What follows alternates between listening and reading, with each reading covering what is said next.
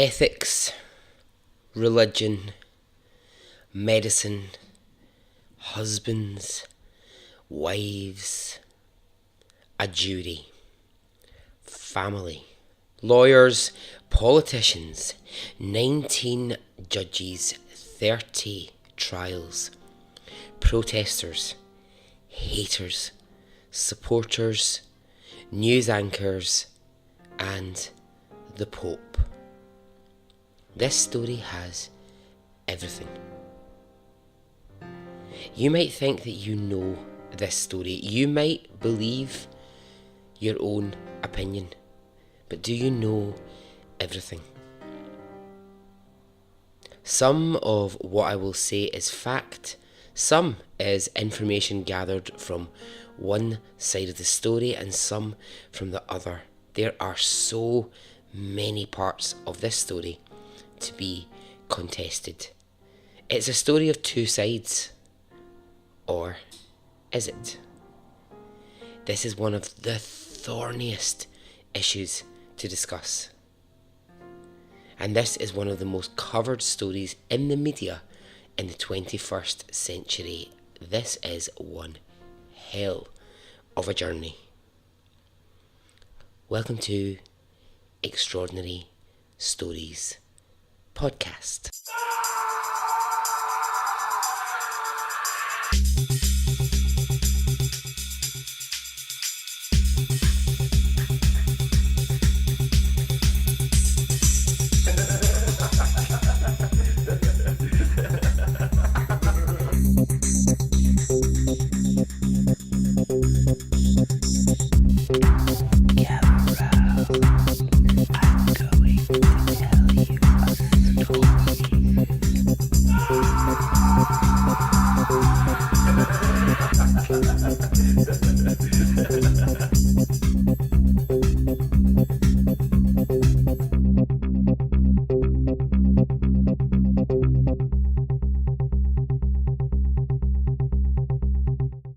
Hey, how are you?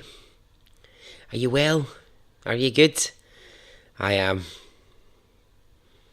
Okay, no messing about. I'm going to get straight to the story. I have wanted to tell this story for so long because I just think it's fascinating. But I just needed to make sure that I had my research done and that I was telling the story in the best way that I possibly could. I'd say the main name in this story will be very familiar. The headlines will ring a bell. I would imagine if you are in America, this story was pretty much in your living rooms and your workplaces and your schools and your colleges continually. It was also a story the rest of the world got to know. And you might think you know this story, but just listen and hear everything that I have to say about the insanity that this is. Are you ready? Okay, let's go. In 1963, Robert and Mary Schindler, who are living in Pennsylvania, US of A, they give birth to a beautiful little baby girl. And they call her Teresa. Teresa Marie Schindler. Nice. It's hard to say their surname, Schindler, without wanting to go list at the end of it. Do you know what? Actually, I've never even seen Schindler's List. I've never seen that film. I mean, so many people are like, oh, it's a classic. Why have you not seen it? You know, it's like one of these, like, Citizen Kane or, The Godfather. I'm like, nah, I've never seen these films and I don't know if I really care to. Whenever you say that and people get outraged, do you know what my response is always the same? I always have the same response, and it's this. I say, and have you seen Grease 2 with Michelle Pfeiffer? Because it's fucking brilliant. Now, most people haven't seen Grease 2, so ram it if you haven't. Anyway, so Robert and Mary, they have Teresa, their daughter, and pretty soon they go on to have a son, Bobby, and they would go on to have another girl, Suzanne, Teresa's youngest sister. So Teresa is the eldest of the three, and she's very, very close to her brothers and her sisters. The family in general are very close. Now, Teresa, as a child, she liked music, she liked art, she loved animals. Like lots of kids, she had pets and she adored them insanely. Growing up, Teresa she was never a problem child for her parents. She was never anything that they had to worry about. The only thing that would sometimes get her a bit down was her weight. She was considered larger than the other girls in her class, and it was something that she wanted to change about herself. Now, I'm not saying by any means at all that she was huge. She wasn't. She really wasn't. It's difficult because you can't really find many pictures of her when she was young. But, I don't think she was ever absolutely huge. I just think she probably was a little bit bigger than a lot of the girls' bodies around at that time. So she was born in 1963, and if I do my maths correctly, by about the late 70s, she'd be about 16 or 17 years old. And obviously at that age, you are so conscious of your body. And it was around about that time, the sort of late 70s, early 80s, that she was thinking about going off to college and thinking probably quite a lot about how she looked. Now, I'm only mentioning this about Teresa's weight because it becomes a really heavily debated part of her story later on. So Teresa, who by now is known to everyone as Terri, heads off to college. She goes to community college in Pennsylvania, and it's here that she meets a man called Michael Shivo. Now, Michael and Terri, they begin to date, and they just fall head over heels in crazy love with each other straight away. I think this was Terry's first boyfriend. I couldn't find evidence that she'd ever had a boyfriend before college. But here she is. She's met Michael Shivo, and they are as happy as Larry. They are so in love. Photos of them at the time just show them as this young, fun-loving couple. And this is 1982 when they meet. And they're just having a great time. Now, I'm just going to go back to Terry's weight for a second. She weighs at this time 145 pounds. So in the UK, that is about 10 stone. Now, that's healthy. And she looks healthy. Terri looks incredibly healthy. She's this very attractive, happy, smiling. I think her hair's dyed blonde. I think maybe she's naturally brown.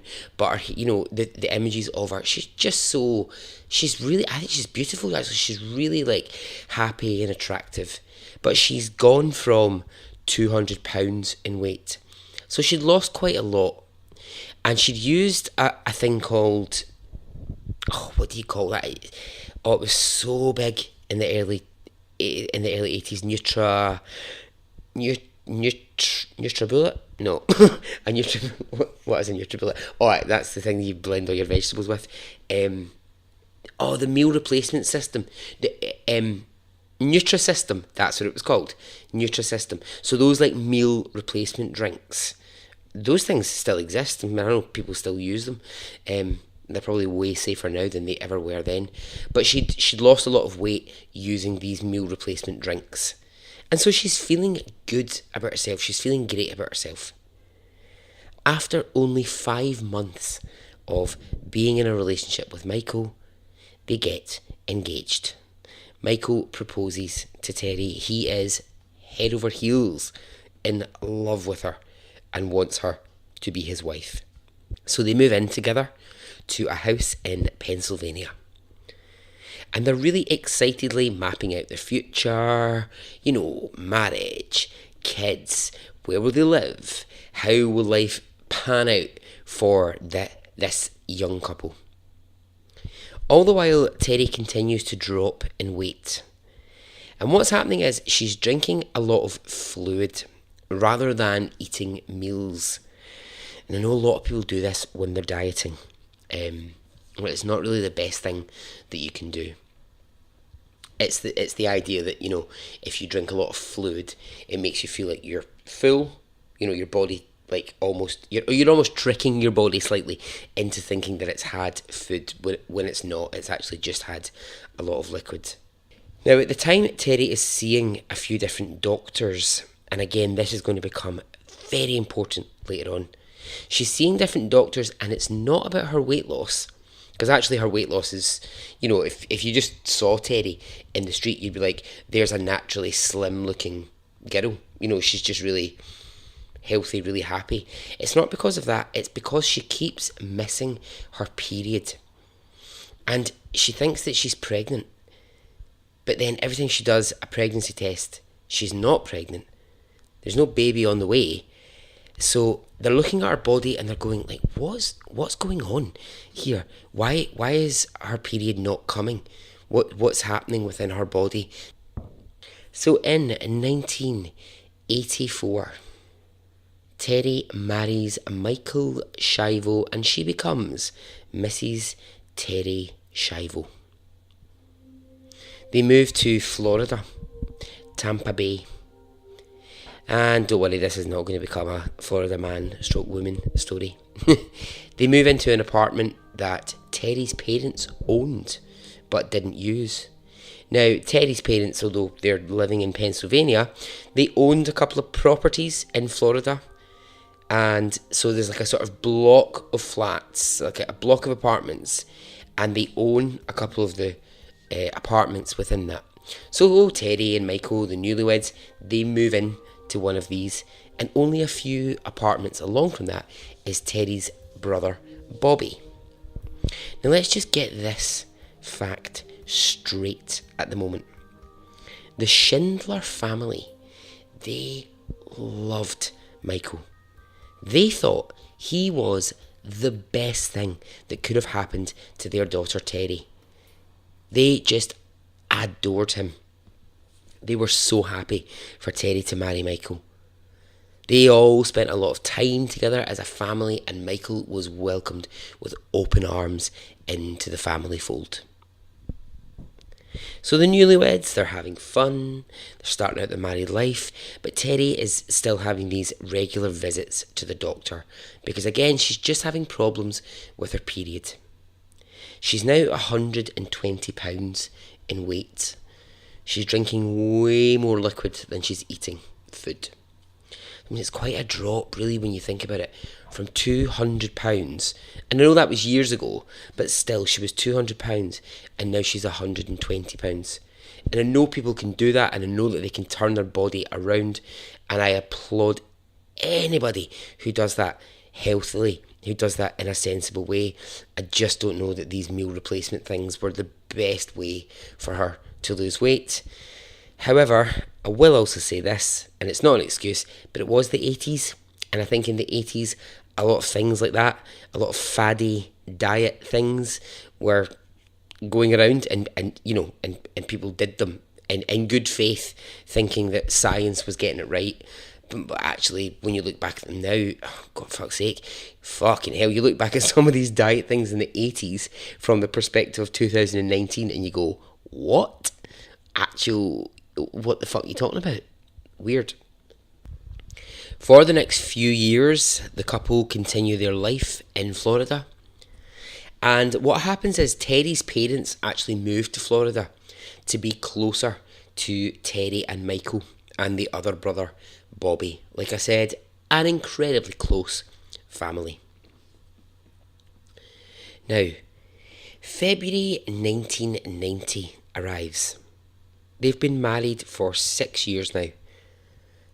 And this is where, on a regular evening, something is about to happen which will change the course of so many things in the world. Something which will have a lasting impact on all of the people involved and will turn this whole story upside down.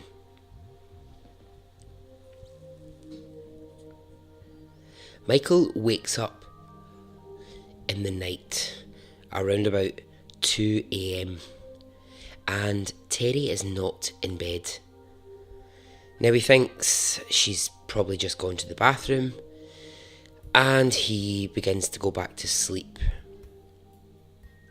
All of a sudden he hears a thud, a heavy noise from the hall. So he jumps out of bed. He races into the hall and he finds Terri lying face down. She's collapsed. She's half in the bathroom and half in the hall. So if you can imagine, like, the top half of her body is in the bathroom and her legs are in the hall. So Michael, he tries to shake her and to wake her up, but there's no response.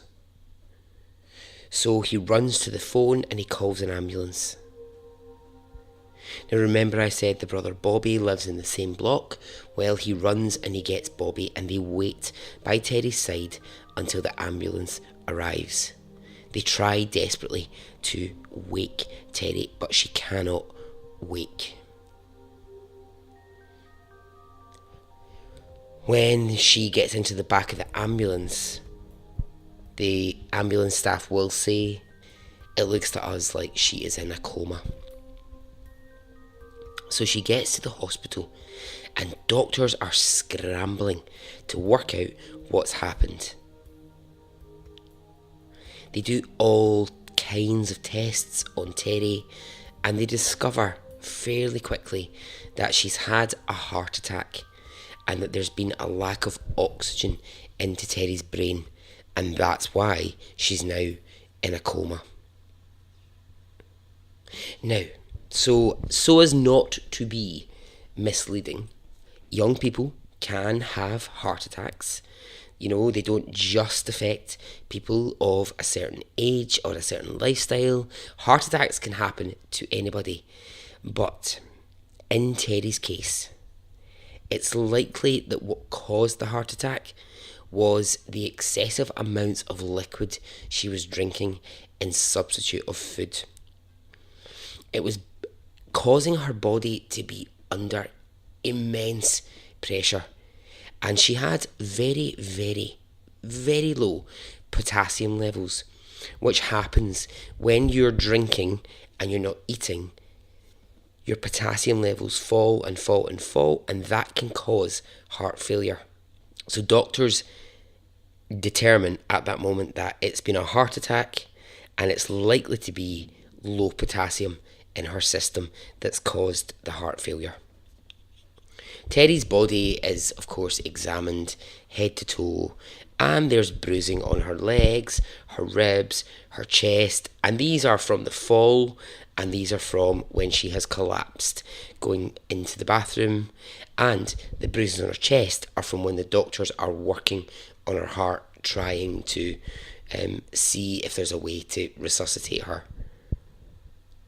So the family, they gather together, and there's tears, and there's prayers, and Terri's parents and Michael, they cry together for hours, and they pray that Terri will return to them. The Schindler family were a Catholic family, and as did Terri, they have a strong, strong faith. And so they pray hard for Terri to come out of her coma. Doctors at this point can really only monitor the situation. They can't offer any predictions for the future. What will happen, what won't happen, we can't say. She's in a coma. There's nothing they can really tell the family at this point. I mean, it's just devastating. It's just horrible for the family. And for Michael, her husband, it's horrific. Weeks pass. Then a month passes. Then 2 months pass and there is no change in Terri's condition. But then, somewhere into the 3rd month, a change happens. After 3 long months, Terri comes out of the coma, but she remains unconscious. And the family at this point just have to pray that this is the first step and that she will continue to show signs of improvement. But for the next few months, it's a horrible period of time for everyone.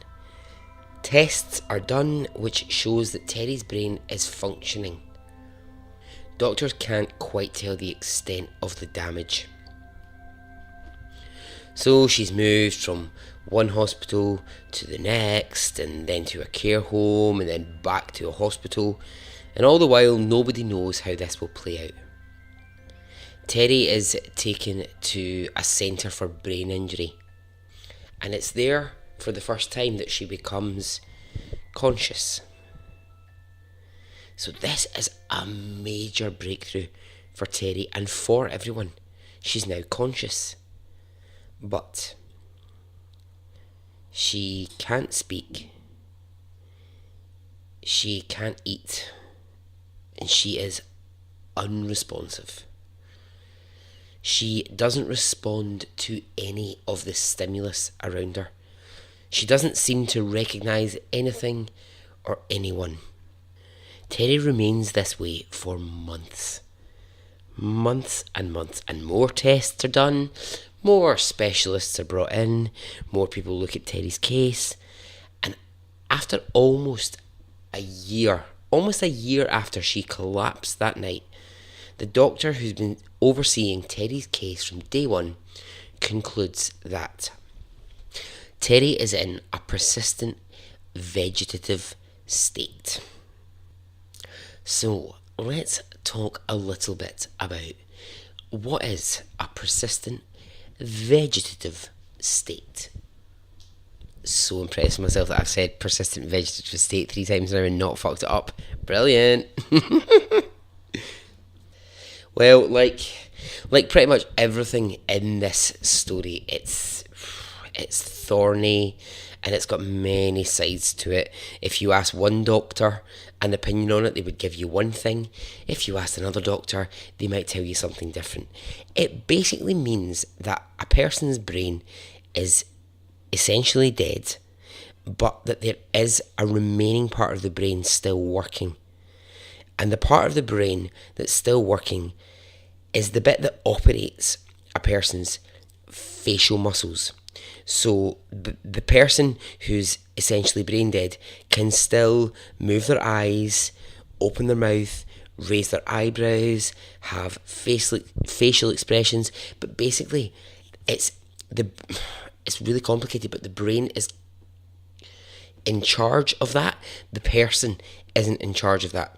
So it's not that, Terri's choosing to smile or to open her eyes or do whatever. It's just that the part of the brain that controls all of that is still working. So she has no power over it. The person who's in a vegetative state has no control over it. It's just that little bit of the brain is still alive and still making these things work.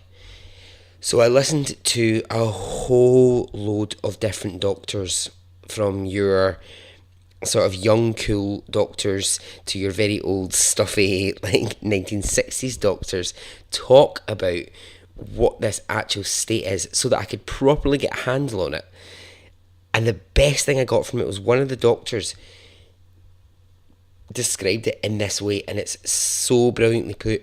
He said it's the most horribly ironic combination of being awake but you are not conscious of anything.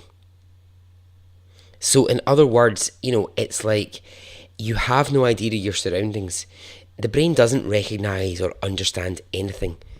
In fact, the person has no idea that they're awake, but it looks like they understand what's going on because they're moving their eyes, they're opening their mouth, they're raising their eyebrows, they're making facial expressions. And it's what causes massive problems because people will go, I'm not accepting that, my auntie or my whoever is you're telling me she's brain dead. Well, she can't be brain dead because her eyes are moving, because this is happening and this is happening. But it's that understanding that it's, yeah, they are brain dead. It's the bit of the brain that does all those things is still working. And people will be like, but hang on, Uncle Bobby's still making noises. He's still rolling his eyes. And it's like, yeah, okay, no, that's fine. But nothing else is functioning. There's nothing else about this person that's alive at this moment other than that. And unfortunately, that's the situation that Terri was in. And you can see why, at first, the family and Michael felt some kind of a hope because, she was making noises. She was rolling her face. It looked like she was looking around the room. But they're all just involuntary actions. They don't mean anything. Now, the two things that cause permanent vegetative status are a head injury or cardiac arrest where oxygen doesn't reach the brain. And obviously we know that from Terri's case, it's the cardiac arrest where oxygen stopped getting to her brain. So what can doctors do to determine the extent of it? Well, they can use stimulants and they can try in as many ways as possible really to see if a person's brain will respond. They use the basic senses, touch, smell, taste, etc., just to see if they can elicit any kind of response from anyone. With Terri, there is no response to anything.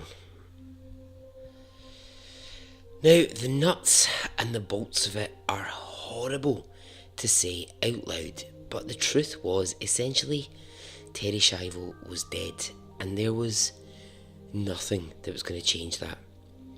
I mean, it's tragic, it's horrible, but her parents, the Schindlers, and her husband Michael, they're told in no uncertain terms she isn't going to come out of this. There won't be a miracle here where her brain reverses itself. And it's one of those things, thank God, I've never been in that situation where someone in my life has ever been in that condition, and you don't want to hear those words, but those are the words that doctors say to them. Like, Terri will not come out of this in a different way. It's not going to change. So the family, they begin to deal with the fact that this was Terri's condition now, and that she would need to be fed by a feeding tube forever, or however long her life might last. Her parents, they prayed daily that God would intervene and save Terri. But her condition was now her condition, and they had to accept it. I mean, how could you? I suppose the thing I sort of stopped to think about here was, where does the grieving process begin?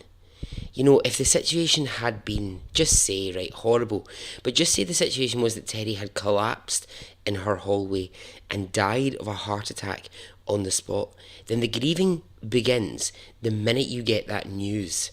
So for Michael and for, her mum, her dad, the rest of her family, the grieving would have started at the point where it's like, she died of a heart attack and she's dead. But in a case like this, where she's in a hospital bed and there's one tiny bit of her brain still working, which is making it look like she's alive and there's a chance, but they're being told there isn't a chance. But where the fuck does the grieving begin? How do you How do you go about letting go of the idea of that person? You know, those like stages of grief that people go through. So the refusal to accept death, the anger, the resignation. Well, how does that all manifest itself when you're going through that with someone who looks like they are living, but essentially they're dead?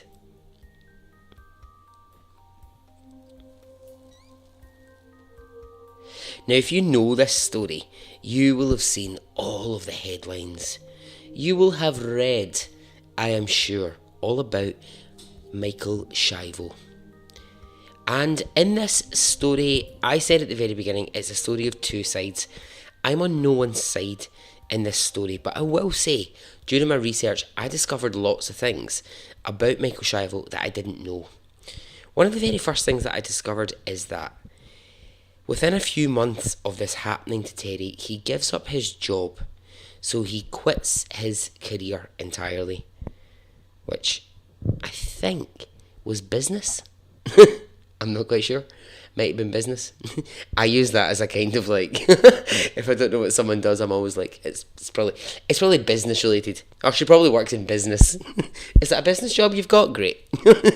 Anyway, Michael gives up whatever job he has, and he trains to be a nurse. He goes to college to learn how to be a nurse because he intends to dedicate his time entirely to looking after his wife, Terri. Mary and Robert, Terry's parents, they work tirelessly along with Michael to provide the best care for her. I mean, they have her hospital room cleaned and organised to within an inch of its life. Michael takes Terri in a wheelchair once every 6 weeks to get her hair cut. Because he says, you know, Terri cared about how she looked, and I'm going to honour that with her. I'm going to make sure that she's always looking good. Nurses and like different doctors who were in the hospital that Terri was in will say they have never seen such a healthy case of permanent vegetative state in terms of personal care. She was so well looked after. Terry's medical bills are costing around $3,000 a month. And so what happens is Michael and the Schindlers, they start having fundraisers to help them pay for Terry's care. And they raise a decent amount. I think I read it was like $80,000. Just from friends, family, and sort of, you know, quite small, quite low-key events.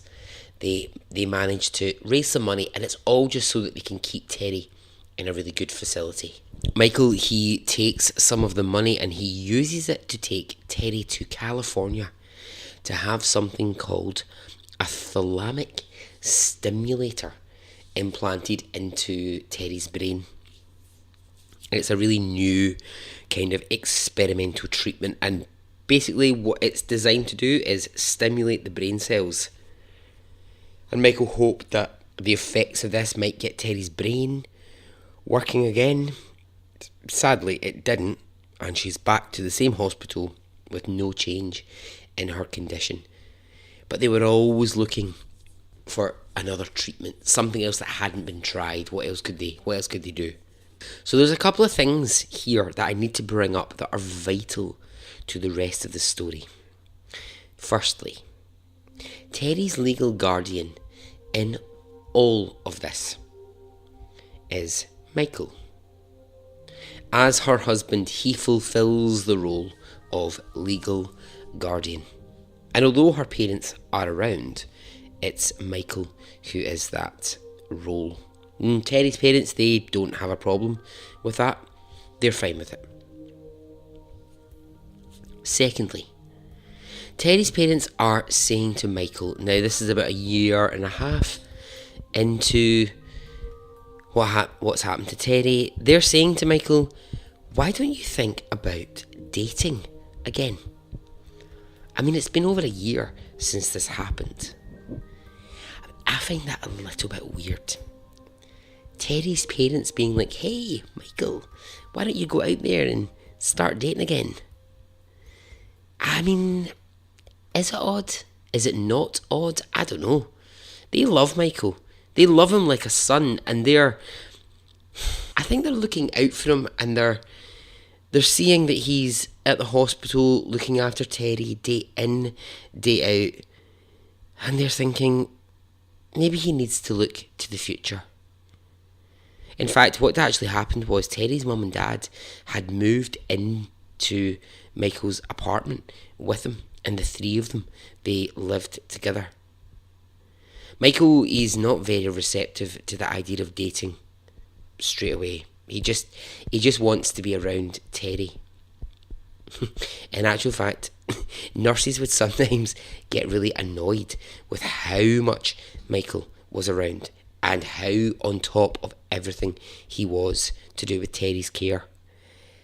But he loves her with all of his heart, and why wouldn't he be there all the time if you could? But nurses would start to get fucking annoyed by the fact that he was there day and night asking if this had been done, has this been done, and they were just like, right, okay, give us a bit of space here. But Terri's parents are saying to Michael, go dating, meet a new girlfriend. Now the thing about them saying that to me, and I think this is important, is this would say to me, right, it would suggest that her mum and dad, the Schindlers, have at this point accepted that nothing is going to change for Terri. She is going to remain in a permanent vegetative state, and she's going to live her life like this. What I'd love to know is whether there were discussions between her parents and Michael at this time about the idea of ending Terri's life.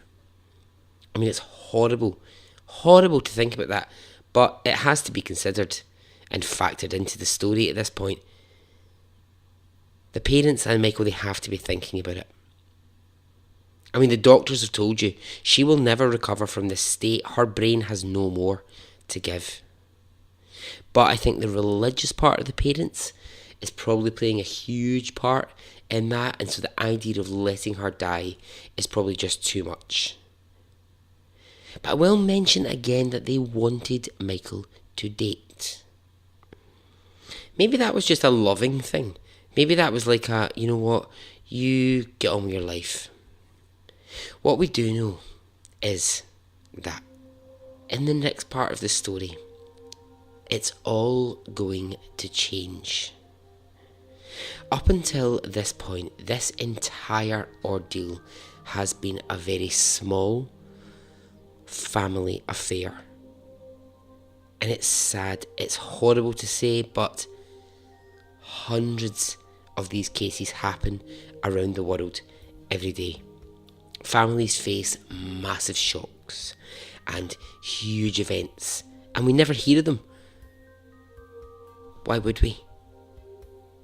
This is just something that happens to people, and it's sad, it's tragic to say that, but there are people in vegetative states all over the world right now, and their families are having to deal with it. Nobody had ever heard the name Terri Schiavo. This was a private family matter. This was something that the Schindlers and Michael were dealing with in their own little bubble. And here is the change in this story. For the first, and certainly not the last time, the courts are going to get involved, and it's Michael who begins the proceedings. And so ends part 1 of the story.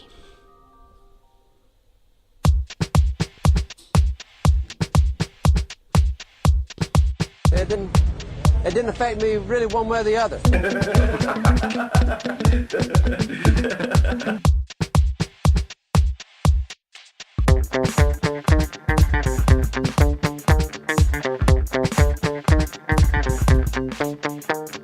I would imagine from the look on his face. Let's get it on. Let's do it. Let's get it over.